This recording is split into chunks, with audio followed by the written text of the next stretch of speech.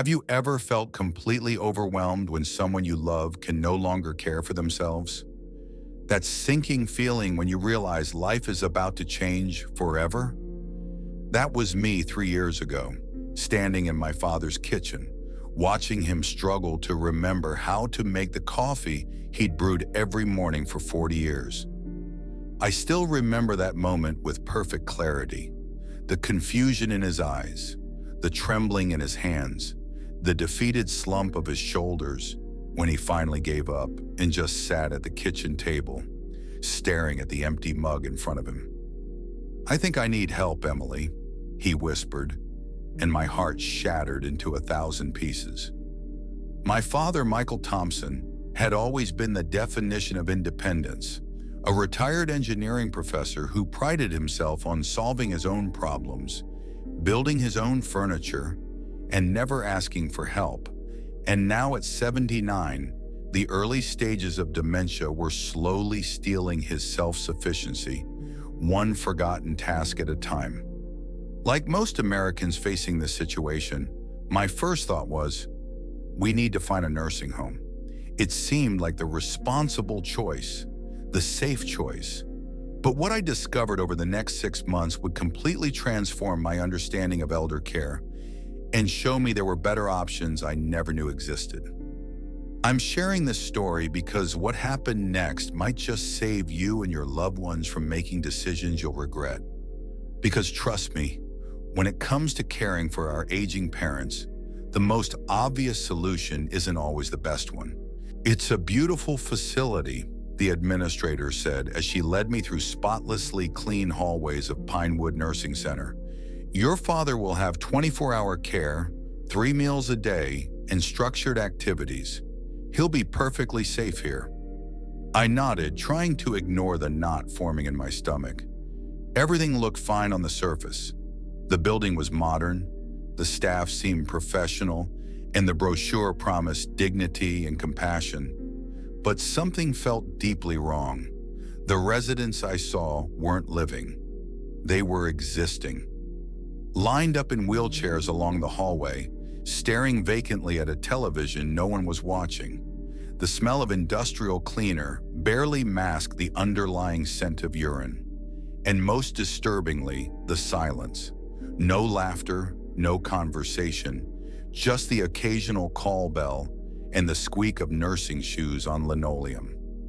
When I returned home, I couldn't shake the image of my father in that place. My dad, who loved jazz music and bird watching and arguing about politics, reduced to another body in a wheelchair, waiting for his next meal or medication. But what choice did we have? His needs were becoming more complex. Just last week, he left the stove on overnight. The week before, he'd gotten lost driving to the grocery store he'd visited for 30 years. It wasn't safe for him to live alone anymore. And I work full-time with 2 teenagers at home. The harsh reality seemed inevitable. $7,500 per month for a shared room at Pinewood, where my father would lose his independence, his dignity, and everything that made his life meaningful. I put down a deposit, feeling like I was betraying him, but not seeing any alternative. That night, I cried myself to sleep. But sometimes life sends us guides when we need them most. "You're making a terrible mistake," Sarah Williams said bluntly, stirring sugar into her coffee. Sarah was my father's neighbor, a retired social worker who had spent 40 years working with the elderly. When she heard about our plans, she asked me to meet her at the local coffee shop. There are so many better options than nursing homes. Options that cost less, preserve dignity, and could actually make your father happier. I looked at her skeptically. "Like what?" "Dad needs supervision. He needs help with medications and cooking and..." Sarah held up her hand, stopping me mid-sentence. "Let me tell you about my mother, Catherine. She had Alzheimer's, much more advanced than your father's condition. Everyone told me to place her in a facility. Instead, I found alternatives that gave her 5 more years of joyful, dignified living." For the next 2 hours, Sarah opened my eyes to possibilities I never knew existed. Options that could transform my father's final years from mere survival to genuine living. The nursing home should be your last resort, not your first choice, she said as we parted. Promise me you'll at least explore these alternatives. I promised, and that promise changed everything. Alternative number 1, in-home care, independence preserved.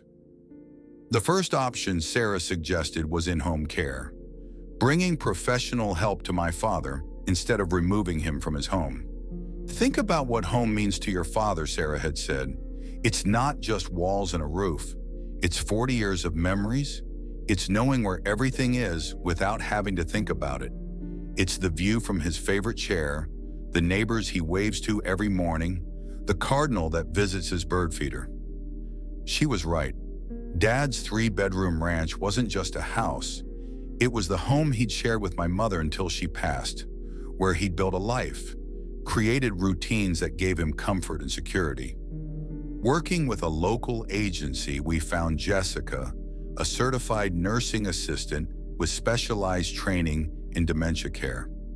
She came to Dad's house 4 hours each day, helping with meal preparation, medication management, light housekeeping, and companionship. We arranged for grocery delivery and installed simple safety modifications, grab bars in the bathroom, automatic shutoff for the stove, a medical alert system. The transformation was remarkable. Dad maintained his routine, sleeping in his own bed, having coffee on his back porch, tending to his beloved garden with Jessica's supervision. His confusion decreased in familiar surroundings, and he thrived with one-on-one attention, tailored specifically to his needs and preferences. Most surprisingly, the cost was significantly less than the nursing home, about $3,800 monthly instead of $7,500, and Dad was happier, calmer, and more himself than he had been in months. I thought I was going to have to leave, he told me one afternoon, the relief evident in his voice. This is so much better, Emily. I can still be me here. But as wonderfully as in-home care worked for us, I soon discovered it wasn't the only alternative to nursing homes. Alternative number 2, assisted living, community with independence. 6 months into our in-home care arrangement, Dad's neighbor Robert moved to an assisted living community called Oak Ridge. Curious, we visited him there, and I was stunned by how different it felt from the nursing home. Robert had his own apartment, a spacious 1-bedroom with a kitchenette, private bathroom, and small patio. He had brought his own furniture, photographs, even his beloved recliner. There was 24-hour staff available, but they weren't hovering. Residents came and went freely from their apartments, gathering in common areas for meals, activities, or just conversation. The best part, Robert told us, is I'm not lonely anymore. After my wife died, the silence in the house was deafening. Here I have friends, card games, people who check on me if I don't show up for breakfast. Dad was intrigued. While in-home care preserved his independence, he admitted to feeling isolated sometimes. Jessica was wonderful company during her shifts, but evenings could be long and solitary. Would you consider something like this? I asked him carefully, not wanting to push. He surprised me by nodding. Maybe someday. Not yet, but it's good to know places like this exist. Oak Ridge cost around $4,500 monthly, still significantly less than a nursing home, but providing a level of social engagement and community that in-home care couldn't match. I filed this knowledge away, grateful to have another option in our back pocket as Dad's needs evolved. But Sarah had mentioned other alternatives too, some I'd never even considered. Alternative number 3, family care, generations united. Have you considered moving your father in with you? Sarah had asked during one of our conversations.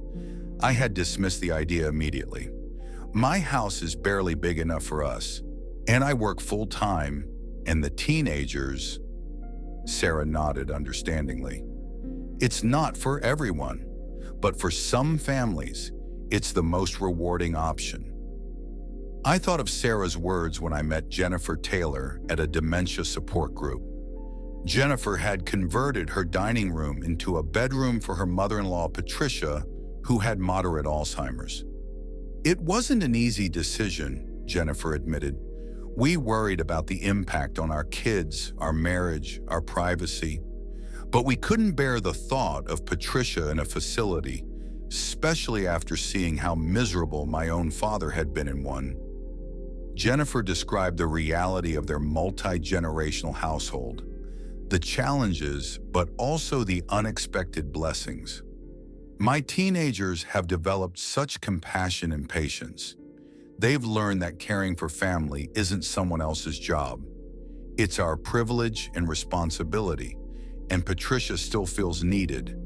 She helps with simple cooking tasks, tells stories about our family history, and brings a perspective we'd otherwise miss.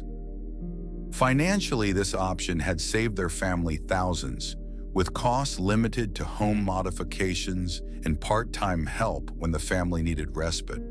But Jennifer was honest about the difficulties too: the lost privacy, the emotional strain, the need for clear boundaries. It wasn't the right solution for us, but hearing Jennifer's experience expanded my understanding of what was possible when families got creative about elder care. Alternative number 4. Senior co-housing, community by design. Have you heard about The Village? Sarah asked during one of our coffee meetings. I hadn't, but soon discovered it was a senior co-housing community just 30 minutes from my home. Unlike traditional retirement communities, The Village had been created by the seniors themselves, a group of friends who purchased adjoining properties and intentionally designed a supportive community for aging together. Sarah introduced me to William and Diana Collins, founding members of The Village. Both in their mid-70s, they had watched friends struggle with isolation and costly care options and decided to create something different. We each have our own homes for privacy, Diana explained, but we've designed common spaces too: a shared garden, a community kitchen for weekly meals together, a workshop where the guys still build and fix things. More importantly, they had systems in place to support each other's changing needs. Transportation rotations for those who no longer drove. Meal delivery for anyone ill or recovering from surgery. Regular check-ins and a buddy system to ensure everyone's safety. When Jack had his hip replacement last year, we created a schedule. Someone to help with physical therapy exercises, someone to handle groceries, someone to just sit and play chess with him so his wife could have a break, William explained. No one person carried the whole burden, but together we made sure he had everything he needed. They had also pooled resources to hire part-time professional help, shared among several households, far more affordable than each person paying separately for assistance. What struck me most was the laughter, the obvious deep friendships, the sense of purpose these seniors maintained. They weren't being taken care of. They were actively caring for each other, maintaining independence through interdependence. This alternative required advanced planning and wasn't something we could implement immediately for Dad. But it opened my eyes to possibilities for my own future aging journey, and it reinforced an important truth. Growing older doesn't have to mean growing isolated or dependent. Alternative number 5, adult daycare. The best of both worlds. As Dad's condition progressed, Jessica suggested we consider adding adult daycare to our care plan.